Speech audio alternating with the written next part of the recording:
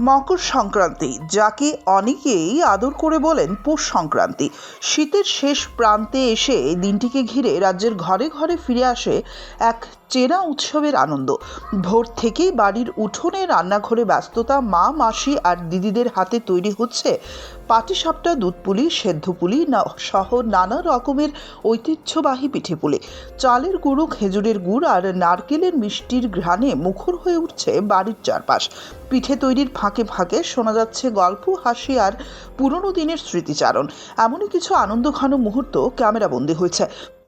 মকর সংক্রান্তি, আজকে মকর সংক্রান্তি উপলক্ষে আমরা অনেক রকমের পিঠে পুলি করি, অনেক রকম রান্না করি।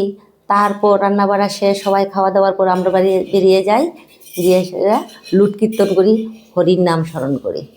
প্রত্যেক বছরই হ্যাঁ, আমাদের প্রতি বৎসর হয়।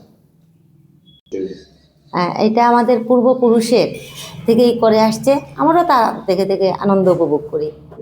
মালপোয়া, পাটিসাপটা, ভাজা পুলি, সিদ্ধ পুলি, তারপরে ওই চই পিঠা, অনেক কিছুই তৈরি করছি। রান্না বান্না তো অনেক কিছুই করি।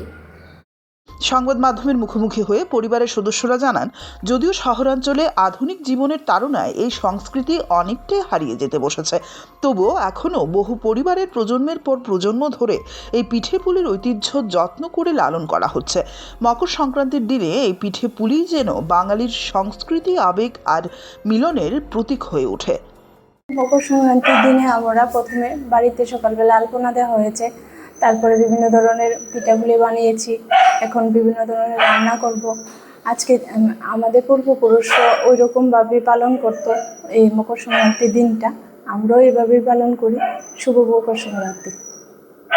মকর সংক্রান্তি ওই উপলক্ষে কিছু পিঠে বানাইলাম, আমি এবং আমার বৌমা দুইজনে মিলে কিছু বানাইছি। ছোটোবেলার থেকে দেখেছি মকর সংক্রান্তিতে ঠাকুমা, দিদারা, মা সবাই বানাইতো। তো শ্বশুরবাড়িতে দেখলাম শাশুড়ি টাশুড়ি সবাই বানায়, তো আমিও কিছু ট্রাই করলাম। তো এখানে পাটিসাপটা, মালপোয়া, সেদ্ধ পুলি, খোলা পিঠা এইটুক আপাতত হইল, আরও কিছু বানাবো।